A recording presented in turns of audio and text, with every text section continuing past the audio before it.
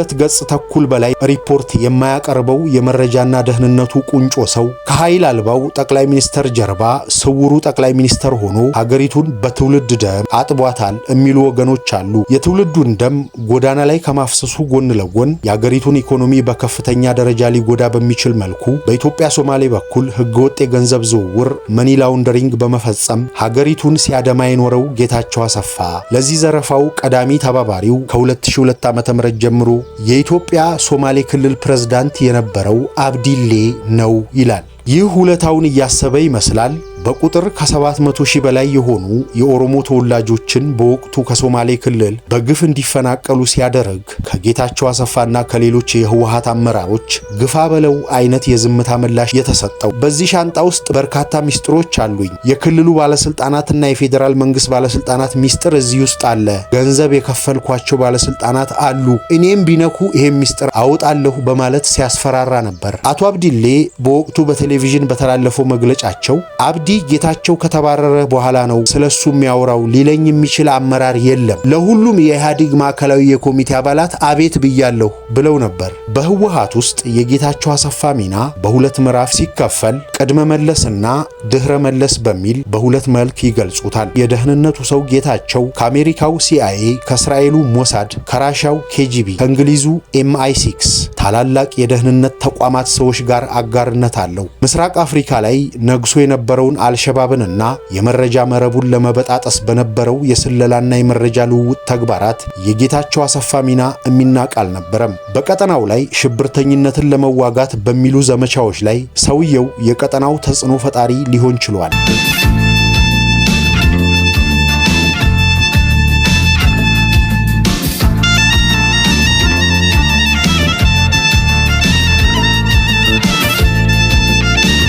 ጤና ይስጥልን። ሀብል ተረክቤት አብዲሌና ጌታቸው አሰፋ ምንና ምን ናቸው? አባዱላስ በወቅቱ ለምን መቀለ ገባ? እኒህንና ያልተሰሙ ተያያዥ ጉዳዮችን ልናጋራችሁ ወደናል። ቻናላችንን ሰብስክራይብ በማድረግ እንድታበረቱን ስንል በአክብሮትና በፍቅር እየጠየቅን ስለምታደርጉልንም ሁሉ በማመስገን አብራችሁን ቆዩ።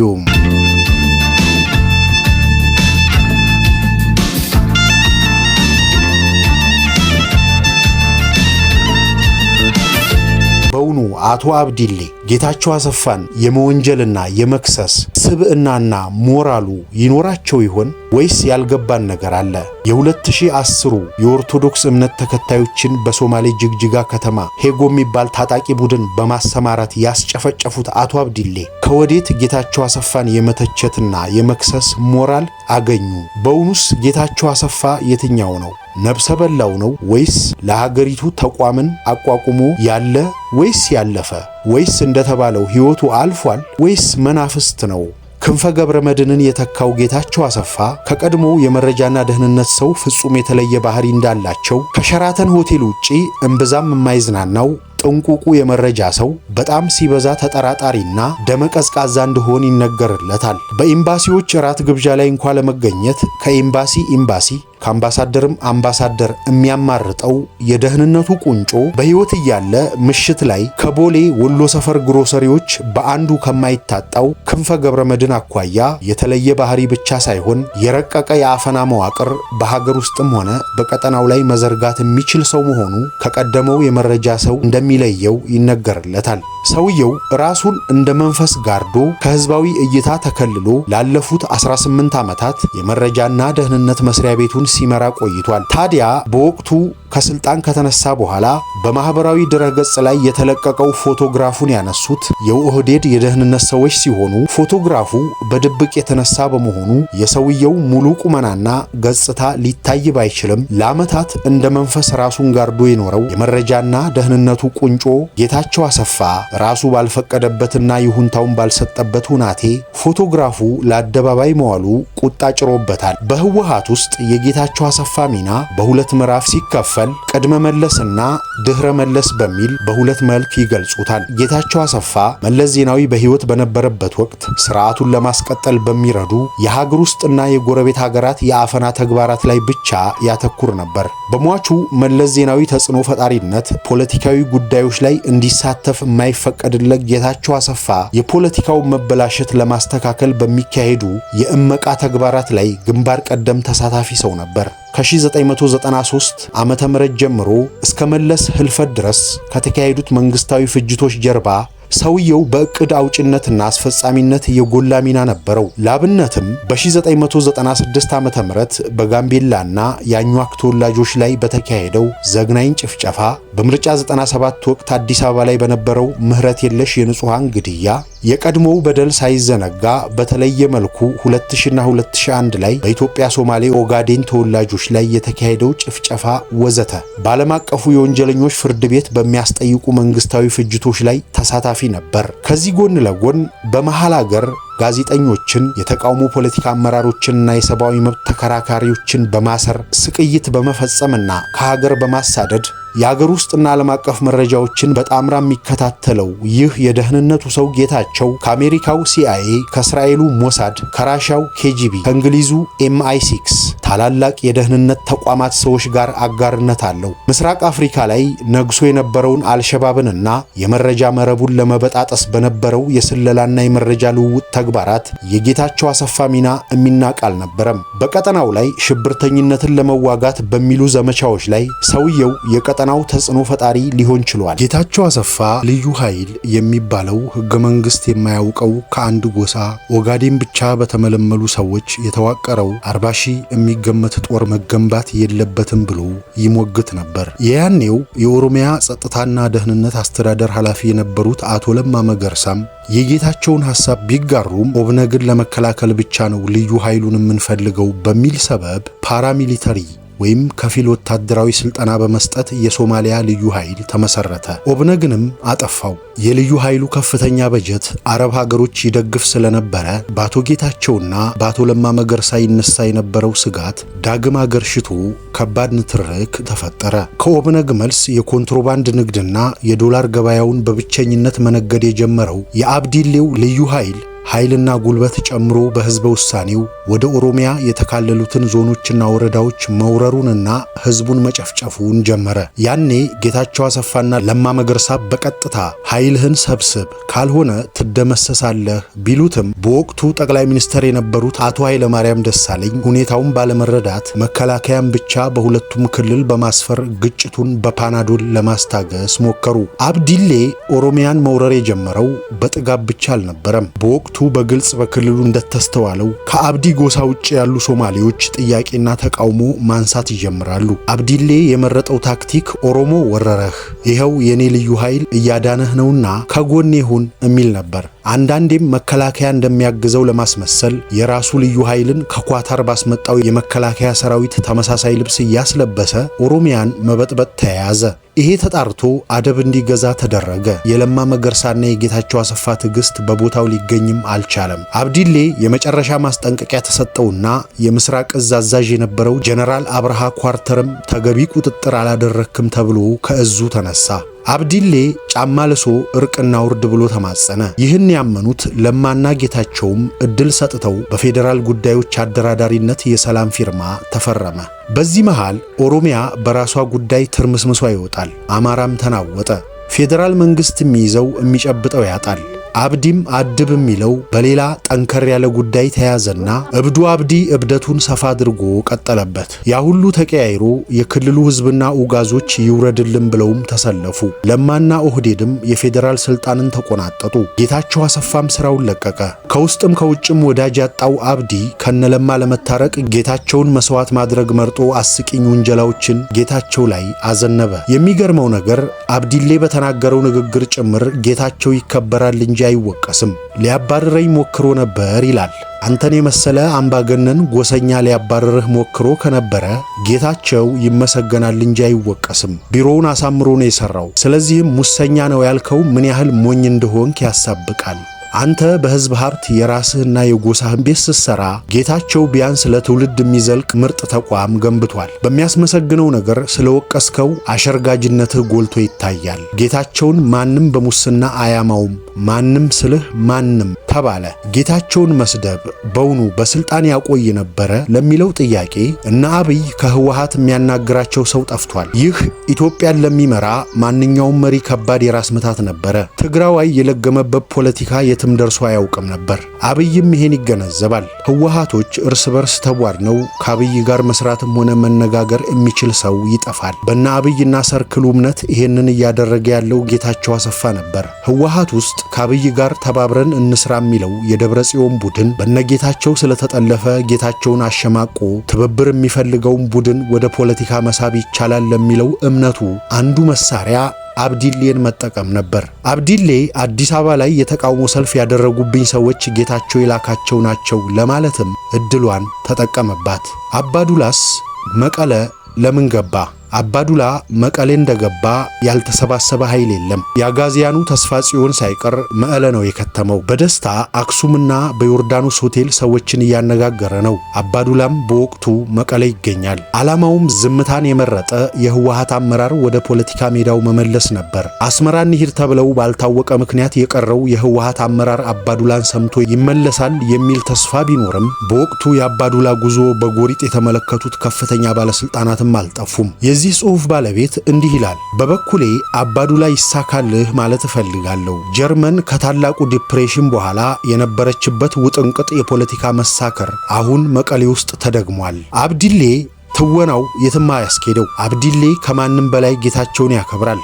አብይ ሰብ ታላቅ ሰው እያለ እንደሚጠራው ይታወቃል። ይሁን እንጂ ጌታቸው እያደናቀፈ ነው የሚል እምነት የያዘው አብይ ጌታቸውን የማስጠንቀቂያ ደውል በአብዲሌ መላኩ ፖለቲካዊ ትርጉሙ ከፍተኛ ነበረ። አብዲሌን የተጠቀመው አብይ ለሰላማዊ አማራጭ አባዱላም መላኩ ግፊቱ በጉልበትም በፍቅርም መሳ ለመሳ እንደሚቀጥል መገንዘብ ያሻል። ለመሆኑ ጌታቸው አሰፋ በሚያውቁት አንደበት ማን ነው? ስለ ቀድሞ የመረጃና ደህንነት አገልግሎት ኃላፊው ጌታቸው አሰፋ የሚታወቀው ነገር እጅግ በጣም ጥቂት ነው። ይህ ሰው መንፈስ ወይም መናፍስት ይሉታል። ጌታቸው አሰፋ በ1940ዎቹ መጨረሻ ላይ በመቀሌ ከተማ ቀበሌ 14 በተለምዶ እንደ አቦይ ፈአዱ የሚባል ሰፈር ተወለደ። እስከ 8ኛ ክፍል እዛው መቀሌ ከተማረ በኋላ 9ኛ ክፍል አዲስ አበባ ሄደ። ትምህርቱን በዊንጌት ትምህርት ቤት መከታተል ጀመረ። የሁለተኛ ደረጃ ትምህርቱን በማቋረጥ 1969 ላይ የትጥቅ ትግሉን ተቀላቀለ። ትጥቅ ትግሉን ከተቀላቀለ በኋላ በመሪዎቻቸው አማካኝነት በመንግስት ላይ ድንገተኛ ጥቃቶችን የሚሰነዝር ቡድንን እንዲቀላቀል ተደረገ። ትግል ላይ በነበረበት ወቅት አቶ ጌታቸው ባልታዘዝም ባይነትና በግትር አቋሙ 3 ጊዜ ከደረጃው ዝቅ ተደርጎ እንዲሰራ ተደርጎ ነበር። 1980ዎቹ መጀመሪያ ላይ የህወሓት ማዕከላዊ ኮሚቴ አባል ሆኖ መመረጥ ችሎ ነበረ። የደርግ መንግስት ከተገረሰሰ በኋላ 1983 ላይ ጌታቸው አሰፋ በአገር መከላከያ ኃይል ውስጥ የኦፕሬሽን ኃላፊ ሆኖ ተሾመ። ከ5 ዓመታት በኋላም የፌዴራል ፖሊስ ምክትል ኮሚሽነር ሆኖ አገለገለ። በኢትዮ ኤርትራ ጦርነት ወቅትም የወቅቱ ጠቅላይ ሚኒስተር መለስ ዜናዊ ስለሚሰበስቡት የመከላከያ ማዕከላዊ እዝ አዛዥ ሆኖ ተሾመውም ነበር። ግንቦት 1993 ላይ የብሔራዊ መረጃና ደህንነት ኃላፊ የነበረው ክንፈ ገብረመድህን መገደልን ተከትሎ ጌታቸው አሰፋ የደህንነት ቢሮ ኃላፊ ሆኖ ተሾመ። ይህ ሹመቱም የጠቅላይ ሚኒስተር መለስ ዜናዊ ቀኝ እጅ አድርጎት ነበረ።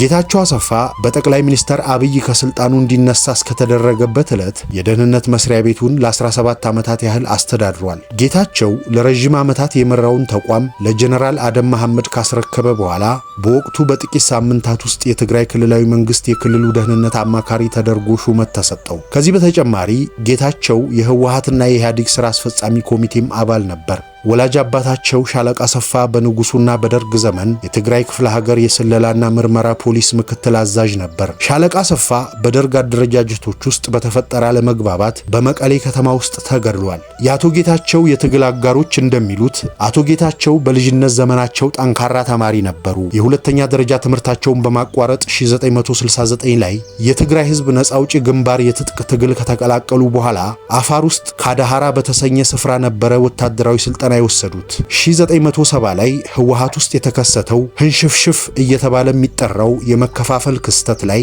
ጌታቸው ተሳትፈዋል ተብለው ለእስርም ተዳርገው ነበር። በምህረት ከድርጅቱ ስር ነፃ የወጡት አቶ ጌታቸው ከደርግ ሰራዊት ጋር በተለያዩ የጦር ሜዳዎች ላይ መፋለማቸውንም የትግል አጋሮቻቸው ይናገራሉ። በትግሉ ወቅትም ጌታቸው በብዛት ይሰጣቸው የነበረው ተልዕኮ መረጃ ማሰባሰብ፣ ማደራጀትና መተንተን እንደነበረም ይነገራል። በግትር አቋማቸው የሚታወቁት አቶ ጌታቸው በህወሓት ፖለቲካዊ ፕሮግራሞች ላይ ጠንካራ አቋም በመያዝ በተለያዩ ጊዜያት ከፓርቲው ለመገለል ቢቃረቡም በቅርብ ጓደኛቸው መለስ ዜናዊ አማካኝነት በትግሉ እንዲቀጥል ይደረጋል። ለምሳሌ እነ ዶክተር አረጋዊ በረሀ ከድርጅቱ ጋር የተቆራረጡበት የማርክሳዊ ሌኒናዊ ሊግ ትግራይ ማሌሊት ምስረታ መድረክ ላይ እሳቸውም አላመንኩበትም ብለው አቋም ይዘው እንደነበር ይነገራል። በመለስ ዜናዊ አግባቢነት ነበር በአባልነት ሊቀጥሉ የቻሉት። አቶ ጌታቸውም የደህንነት ቢሮ ኃላፊ ከሆኑ በኋላ ወደ መጨረሻ አካባቢ ከጠቅላይ ሚኒስትር መለስ ዜናዊ ጋር የነበራቸው መልካም ግንኙነት ባልታወቀ ምክንያት ሻክሮ እንደነበር ባልደረቦቻቸው ያወሳሉ። ከአቶ መለስ ዜናዊ ህልፈተ ህይወት በኋላም ጌታቸው አሰፋ በህወሓት ስብሰባዎች ላይ የድርጅቱ ከፍተኛ አመራሮች ላይ ጠንካራ አስተያየቶችን ይሰነዝር እንደነበር ይነገራል። የድርጅቱ ስራ አስፈጻሚ ሆነው የተመረጡት 12ኛው የህወሓት ጉባኤ ላይ በድርጅቱ አመራር የሰፈነውን ስርዓት አልበኝነትና ሙስና ጠቅሰው አመራሩን በድፍረት ወርፈዋል። ታዲያ በወቅቱ ኢህአዲግ አካሄድኩ ባለው ጥልቅ ተሐድሶ ላይ ከግንባሩ ከፍተኛ አመራሮች ጋር አለመግባባት ተፈጥሮ እንደነበር እሳቸውን በቅርብ የሚያውቋቸው ይናገራሉ። ህዳር 3 ቀን 2011 ዓ.ም የሰኔ 16ቱን የቦምብ ፍንዳታ አስመልክቶ የወቅቱ የፌዴራል ጠቅላይ አቃቢ ህግ የነበሩት አቶ ብርሃኑ ጸጋዬ ወንጀሉን በዋናነት የመሩትና በገንዘብ የደገፉት የብሔራዊ ደህንነትና መረጃ ኤጀንሲ የቀድሞ ኃላፊ ጌታቸው አሰፋ ናቸው ብለው ነበር። አቶ አብዲ መሐመድ የሶማሌ ክልል ፕሬዝዳንት ሆኖ ሳለ የጠቅላይ ሚኒስትር አብይ አህመድን የመጀመሪያዎቹን 100 ቀናት አስመልክቶ ሐምሌ 5 2010 ዓ.ም በሰጡት መግለጫ ስለ አቶ ጌታቸው አሰፋ ሲናገሩ እንዲህ አሉ። ጌታቸው ሙሰኛ፣ ሌባና ራስ ወዳድ ነው። አዲስ አበባ ላይ ተቀምጦ የክልል መስተዳድሮችን ይሾማል። አቶ ጌታቸው አሰፋ በርካታ ንጹሃን እንዲገደሉ፣ እንዲጠለፉ፣ እንዲሰቃዩ፣ እንዲጉላሉ፣ እንዲታሰሩና ከሀገር ተሰደው እንዲሄዱ አርገዋል። በየትኛውም መስፈርት አቶ ጌታቸው ወንጀለኛና የሰብአዊ መብት ጣሽ ነው።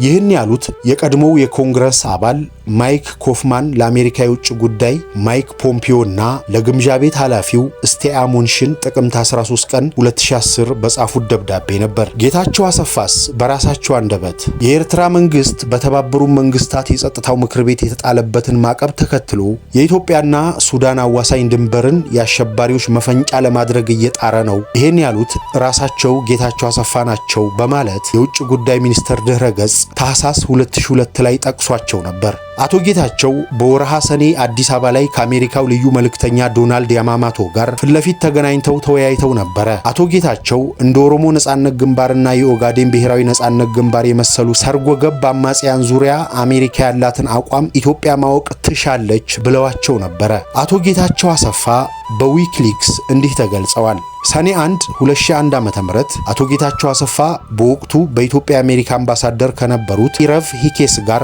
ለ4 ሰዓት የቆየ ውይይት አደረጉ። በውይይታቸው ወቅት የኦነግና ኦብነግ እንቅስቃሴ ለኢትዮጵያ ውስጣዊ ደህንነት አስጊ ስለመሆኑ የአሜሪካ ድምፅ ሚዛናዊ ያልሆነ ዘገባ የቀድሞ የህወሓት አባልና የመከላከያ ሚኒስትር የነበሩት ስዬ አብርሃ በተቃዋሚነታቸው ውስጥ ተጽዕኖ ፈጣሪነታቸው እየጨመረ መምጣቱ እንዳሳሰባቸው በወቅቱ ለአምባሳደሩ መግለጣቸውን ዊኪሊክስ አሳውቆ ነበረ። በተጨማሪም አቶ ጌታቸው ምርጫ 97ን ተከትሎ የአዲስ አበባ ከንቲባ ሆነው ተሹመው የነበሩትን ዶክተር ብርሃኑ ነጋን ጽንፈኛ ብለው መጥቀሳቸውን አጋልጧል። አፈትልከው የወጡ የዊኪሊክስ መረጃዎች አቶ ጌታቸው አሰፋ ኢትዮጵያ ከአሜሪካ ጋር ያላት ግንኙነት እንደማይዋጥላቸው ነበር። ጥቅምት 26 ቀን 2002 ጌታቸው አሰፋን የያዘ በወቅቱ የውጭ ጉዳይ ሚኒስተር በነበሩት በአቶ ስዩም መስፍን የሚመራ የልዑካን ቡድን ወደ አሜሪካ አቅንቶ ከውጭ ጉዳይ ሚኒስትሯ ሂላሪ ክሊንተን ጋር ተወያይቶ ነበር። በውይይቱ ላይ የጸጥታ ትብብር፣ ዲሞክራሲያዊ አስተዳደርና የምጣኔ ሀብት ሪፎርም ጉዳዮች ለውይይቱ ቀርበው የነበረ ሲሆን ሂላሪ ክሊንተን የአፍሪካ ቀንድ አለመረጋጋት ለኢትዮጵያ ሌላ ጫና እንደሆነ በመጥቀስ በሁለቱ ሀገራት መካከል ያለውን የጸጥታ ትብብር አድንቀዋል ይላል ዊኪሊክስ። ታዲያ የቀድሞ የሶማሌ ክልል ፕሬዝዳንት የነበረው አብዲሌ በአቶ ጌታቸው አሰፋ ላይ ክስ አቅርቦ ነበረ። ያንንም ክስ ኢህአዲግ እንደማያውቀው ገልጿል። በወቅቱ ከክልላቸው የመገናኛ ብዙሃን ጋር በነበራቸው ቆይታ የተናገሯቸው ነገሮች አነጋጋሪ ሆነው ነበር። አብዲሌ የጠቅላይ ሚኒስትር አብይ አህመድን 100 ቀናት አስመልክቶ በሰጠው መግለጫ የጠቅላይ ሚኒስትሩ የለውጥ ውሳኔዎችን እንደሚደግፉ ገልጸው ባለፉት ዓመታት ለክልሉ ሕዝብ ልማት የተለያዩ ስራዎች ሰርተናል፣ በስራዎቻችን ውስጥ ደግሞ ስህተት ፈጽመናል፣ ጊዜው የይቅርታ ነው፣ ስለዚህ ስለሰራነው ስህተት ይቅርታ እንጠይቃለን፣ ስህተት የማይቀበል ሰይጣን ብቻ ነው ሲሉ ተደመጡ። ከአብዲሌ መግለጫ ውስጥ የበርካቶችን ትኩረት የሳበው የቀድሞው የብሔራዊ መረጃና ደህንነት አገልግሎት ዋና ዳይሬክተር ጌታቸው አሰፋን በሚመለከት የሰጡት አስተያየት ነው። ጌታቸው ሙሰኛ፣ ሌባ፣ ራስ ወዳድ ነው። የክልሉ አስተዳዳሪ ሆኜ ወደ ጌታቸው ቢሮ መግባት የቻልኩት ከ10 ዓመት በኋላ ነው። አቶ ጌታቸው ላለፉት 27 ዓመታት ለምን ከሚዲያው ተደብቆ ቆየ?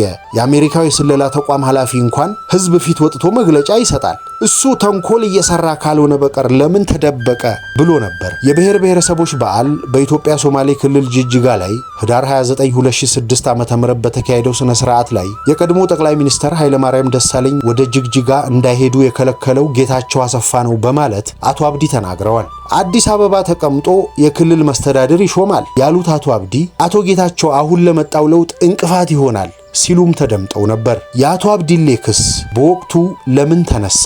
አቶ አብዲ በኢትዮጵያ ሶማሌ ክልል ለተፈጸመው የሰብአዊ መብት ጥሰቶች በርካቶች ተጠያቂ አድርገዋቸዋል። ከዚህም በተጨማሪ ለሳቸው ተጠሪ በሆነው በሶማሌ ክልል ልዩ ፖሊስ ለፈጸመው ኢሰብአዊ ድርጊቶች አቶ አብዲ ተጠያቂ መሆን እንዳለባቸው በወቅቱ ሂዩማን ራይትስ ዎችን ጨምሮ የተለያዩ አካላት አሳስበው ነበር። ያኔ ሂዩማን ራይትስ ዎች ዊ አር ላይክ ዘ ዴድ ከሞቱት አንለይም በሚል ርዕስ ባወጣው ሪፖርት ላይ በሶማሌ ክልል የሚገኙ እስረኞች የዘፈቀደ ስርዓት፣ ድብደባ፣ መደፈርና የሰው ልጅ ማሰብ ከሚችለው በላይ እንግልት እንደሚደርስባቸው አትቷል። በሪፖርቱ መሰረት ይህንን ሲፈጽሙ የነበሩት የእስር ቤቱ ኃላፊዎችና የጸጥታ ኃይሎች የሶማሌ ክልል ልዩ ፖሊስ ናቸውም ብሎ ነበር። አብዲሌ ከብሔራዊ መረጃና ደህንነት አገልግሎት ዋና ዳይሬክተርነት እንዲነሱ የተደረጉትን ጌታቸው አሰፋን በከፍተኛ ደረጃ መውቀስ ለምን አስፈለጋቸው የሚለው የበርካቶች ጥያቄ ነበረ። የሶማሌ ክልል የፖለቲካ ምህዳርና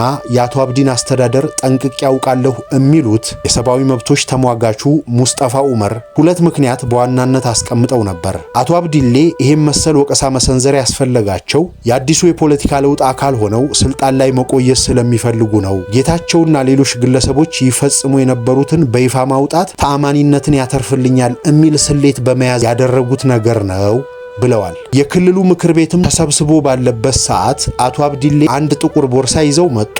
ከዚያም በዚህ ሻንጣ ውስጥ በርካታ ሚስጥሮች አሉኝ፣ የክልሉ ባለስልጣናትና የፌዴራል መንግስት ባለስልጣናት ሚስጥር እዚህ ውስጥ አለ፣ ገንዘብ የከፈልኳቸው ባለስልጣናት አሉ፣ እኔም ቢነኩ ይሄን ሚስጥር አውጣለሁ በማለት ሲያስፈራራ ነበር። የአቶ ሙስጠፋ ሌላኛው ምክንያት አቶ ጌታቸው አቶ አብዲሌን ከስልጣናቸው በተደጋጋሚ ለማንሳት ሙከራ አድርገዋል፣ ይሄንንም ለመበቀል ያደረጉት ሊሆን ይችላል በማለት ግምታቸውን አስቀምጠዋል። አቶ አብዲሌ በወቅቱ በቴሌቪዥን በተላለፈው መግለጫቸው አብዲ ጌታቸው ከተባረረ በኋላ ነው ስለሱ የሚያወራው፣ ሊለኝ የሚችል አመራር የለም፣ ለሁሉም የኢህአዴግ ማዕከላዊ የኮሚቴ አባላት አቤት ብያለሁ ብለው ነበር። በወቅቱ በጉዳዩ ላይ አስተያየት እንዲሰጡ የተጠየቁት የኢህአዴግ ጽህፈት ቤት ኮሚኒኬሽን ኃላፊ የነበሩት አቶ ሳዳት አቶ አብዲ የሰጡትን መግለጫ ተመልክቻለሁ።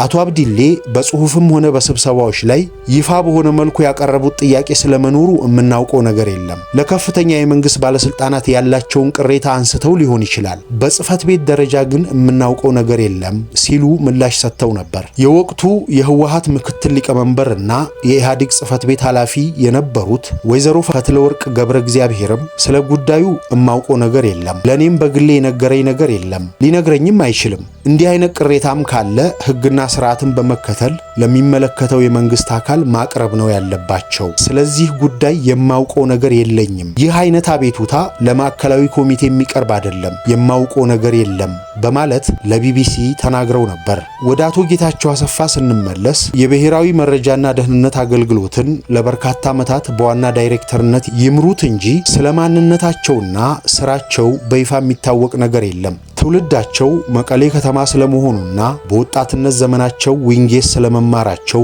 በስፋት ይነገር እንጂ ይህም ቢሆን እውነትነቱ የተረጋገጠ አይደለም። እንደ አውሮፓውያኑ አቆጣጠር 2012 ሱዳን ውስጥ የነበረውን ያርሙክ የተባለ ንብረትነቱ የኢራን የጦር መሳሪያ ማምረቻ ድርጅት ሞሳድ ሲያወድመው ጌታቸው አሰፋ ቀጠናዊ መረጃዎችን በመሰብሰብ የሞሳድ ቁልፍ የመረጃ አጋር ነበር። ከዚህ ጋር በተያያዘ ይህ በሚሳኤል የወደመው የጦር መሳሪያ ፋብሪካ ያመርት የነበረው የጦር መሳሪያ መዳረሻውን ሊባኖስ ያደረገና ለሄዝቦላህ ማጠናከሪያ ይውል እንደነበር እስራኤል ከጥቃቱ በኋላ መግለጫ መስጠቷ ይታወሳል። በዚህ መሰል ዘመቻዎች ሰውየው በኢራኑ IRGC ኢስላሚክ ሪቮሉሽነሪ ጋርድ ኮርፕስ እና በሊባኖሱ ሄዝቦላህ ጥርስ ውስጥ ቢገባም በሲአይኤ እና በሞሳድ በኩል ተወዳጅነትን ሊያገኝ ችሎ ነበር። የደቡብ ሱዳንን ነጻነትን ከሲአይኤ ሰዎች ጋር በመሆን ያዋለደው የመረጃና ደህንነቱ ሰው በጊዜ ሂደት ራሱን ያበቃ እንደሆነም ይነገርለታል። የምስራቅ አፍሪካ መረጃዎችን በመሸጥ ተሰሚነቱን ያጎላው ሰው መለስ ዜናዊ ከመሞቱ በፊት በወልደ ስላሴ ሊተካው እንደነበር የመረጃ ምንጮች ያስታውሳሉ። መረጃ በማገትና አስፈላጊ ሆኖ ሲገኝ በመሸጥ ተፈላጊነቱን እያጎላ የመጣው የደህንነቱ ሞተር ለመለስ ዜናዊ እንኳ ቀጠናዊ መረጃዎችን የሸሸገባቸውም አጋጣሚዎች ነበሩ። መለስ ዜናዊ ሞት ባይቀድመው ሰውየውን ሊያሰናብተው ይፈልግ እንደነበርም መረጃዎች ያመላክታሉ። የመለስን ሞት ተከትሎ ወትሮውንም ቢሆን በመረጃ እገታው ፈርጥሞ የነበረው ጌታቸው አሰፋ በመረጃና ደህንነት መስሪያ ቤት ውስጥ የሱ ትከሻ ተጋፊ የነበረውን የአገር ውስጥ የመረጃና ደህንነት መምሪያ ኃላፊውን ወልደ ስላሴን በሙስና ወንጀል ወደ ቃሊቲ በመወርወር ያለ ተጋፊ ራሱን ማደላደል ቻለ። በመለስ ጊዜ አትድረስበት የተባለውን የፖለቲካውን ማዕከል በድህረ መለስ ለመጨበጥ አልተቸገረም ነበር። ለኢትዮጵያ ፖለቲካ እንግዳ ክስተት ቢሆንም የሀገሪቱ መረጃና ደህንነት ኃላፊ ሰው ከ2005 ዓ.ም ጀምሮ የህወሓት ፖሊት ቢሮ አባል በመሆን የህወሓትን ሁለንተናዊ የበላይነት በግልጽ ማጠናከር ችሏል። የግሉን ፕሬስ መዝጋት፣ ጋዜጠኞችን ማዋከብ፣ ማሰር፣ እንዲሰደዱ ማድረግ፣ ጠንካራ የተቃውሞ መሰረት ባላቸው የተቃውሞ ፖለቲካ ፓርቲዎች ውስጥ አባላትን በስውር ማስረግ፣ ፓርቲዎችን መከፋፈልና እርስ በርስ ማባላት፣ ማሰርና ማንገላታት፣ ቤተሰቦቻቸውን እንደማገቻ መጠቀም፣ በሃይማኖት ተቋማትና በሲቪክ ማህበራት ውስጥ የስለላና የመረጃ መረብ መዘርጋት ወዘተርፈ የመሳሰሉ የሀገር ውስጥ የአፈና ተግባራት ያገዛዙ መገለጫዎችና በመለስ ዜናዊ ጊዜም የሚታወቁ እኩይ ድርጊቶች ቢሆኑም በድህረ መለስ ጊዜያት በመረጃና ደህንነቱ ሰው በረቀቀ መንገድ ተጠናክረው እንዲቀጥሉ ተደርገው ነበር። ለኃይለ ማርያም ደሳለኝ ከ2 ገጽ ተኩል በላይ ሪፖርት የማያቀርበው የመረጃና ደህንነቱ ቁንጮ ሰው ከኃይል አልባው ጠቅላይ ሚኒስተር ጀርባ ስውሩ ጠቅላይ ሚኒስተር ሆኖ ሀገሪቱን በትውልድ ደም አጥቧታል የሚሉ ወገኖች አሉ። የትውልዱን ደም ጎዳና ላይ ከማፍሰሱ ጎን ለጎን የሀገሪቱን ኢኮኖሚ በከፍተኛ ደረጃ ሊጎዳ በሚችል መልኩ በኢትዮጵያ ሶማሌ በኩል ህገወጥ የገንዘብ ዝውውር መኒ ላውንደሪንግ በመፈጸም ሀገሪቱን ሲያደማ የኖረው ጌታቸው አሰፋ ለዚህ ዘረፋው ቀዳሚ ተባባሪው ከ2002 ዓ.ም ጀምሮ የኢትዮጵያ ሶማሌ ክልል ፕሬዝዳንት የነበረው አብዲሌ ነው ይላል። ይህ ውለታውን እያሰበ ይመስላል በቁጥር ከ700 ሺህ በላይ የሆኑ የኦሮሞ ተወላጆችን በወቅቱ ከሶማሌ ክልል በግፍ እንዲፈናቀሉ ሲያደርግ ከጌታቸው አሰፋና ከሌሎች የህወሓት አመራሮች ግፋ በለው አይነት የዝምታ ምላሽ የተሰጠው። አብዲሌን ከስልጣኑ የሚነቀንቅ ባይኖርም ጌታቸው አሰፋን ከመረጃ ቁንጮ ኃላፊነቱ የሚያነሳ የፖለቲካ ለውጥ ግን ተካሄደ። ታዲያ ይህንን ውለታ የዋለላቸውን ጌታቸው አሰፋን ነው አቶ አብዲሌ ሌባ፣ ሙሰኛና ሀገር አጥፊ ነው ሲል የሚከሰው። ጌታቸው አሰፋ ጋምቤላ ውስጥ ለሚስቱ ቤተሰቦች ሰፊ የእርሻ መሬት በኢንቨስትመንት ስም በወረራ ማሰጠቱ፣ ከቀድሞ የልማት ባንክ ዋና ዳይሬክተር ኢሳያስ ባህረ ጋር በመሻረክ ለዘመዶቹ በአነስተኛ ወለድ በ10 ሚሊዮን የሚቆጠር ገንዘብ እንዲበደሩ ማድረጉ፣ ቆይቶ ደግሞ የተበላሸ ብድር በሚል ዕዳቸው እንዲሰረዝ ማድረጉ፣ የሱና የሚስቱን ዘመዶች ቻይናና ዱባይ ተመላላሽ ነጋዴ እንዲሆኑ ማድረጉ፣ ህገወጥ የገንዘብ ዝውውር ማካሄዱ፣ በይፋ ኦዲት ከማይደረገው የመረጃና ደህንነት መስሪያ ቤቱ ዓመታዊ በጀት ውስጥ እንዳሻው ስለዘረፈ ወዘተ አይደለም እምንጠላውና እምናወግዘው። ደረጃው ቢለያይም ይህን መሰል ድርጊቶች በርካታ ባለስልጣናት አድርገውታል። አዲስ ነገር የለውም። ይልቁንስ የሀገሪቱን ብሔራዊ ቅራኔ በሚያከሩና ሀገሪቱን ወደ መበተን ጠርዝ በሚገፏት አደገኛ የፖለቲካ ኃጢያቶች ተሳታፊና መሪ በመሆኑ በትልልቅ መንግስታዊ ፍጅቶች ላይ እጀ ረጅም በመሆኑ የሀገሪቱን ፖለቲካ ባህል ጭራሹኑ በማቆሸሽ ከመለስ ዜናዊ ቀጥሎ ግንባር ቀደሙ ተጠያቂ በመሆኑና በሌሎች ወንጀሎቹ ነው የምንኮንነውና የምናወግዘው ብለዋል። ሌላው ሁሉ ቀርቶ በአገሪቱ ሰሜን ምዕራብ አካባቢ በህገወጥ የሰው አካል ህገወጥ ዝውውር ኦርጋን ትራፊኪንግ ተሳታፊ የሆኑ የደህንነት ሰራተኞችን እንኳ እያየ በቸልታ የሚያልፍ ወንድ እስረኞችን በተመሳሳይ ጾታ የሚያስደፍር አረመኔ ሰው መሆኑን ዓለም ባይረዳልን እንኳ ኢትዮጵያውያን ሊያውቁት ይገባል በማለትም በምሬት ያወሳሉ። ሌሎች ደግሞ በእርግጥ የጌታቸው አሰፋን ማንነትና ሌጋሲውን በቀላሉ ዘርዝሮ መጨረስ የሚቻል አይደለም። ታሪኩ ደርዘን ጥራዝ የሚወጣው ቢሆንም ሰውየው በኢትዮጵያ ዘመናዊ ፖለቲካ ውስጥ ያልተነገረለት የጥፋት ፊት አውራሪ መሆኑ በየጊዜው ሊነገር ይገባል ይላሉ።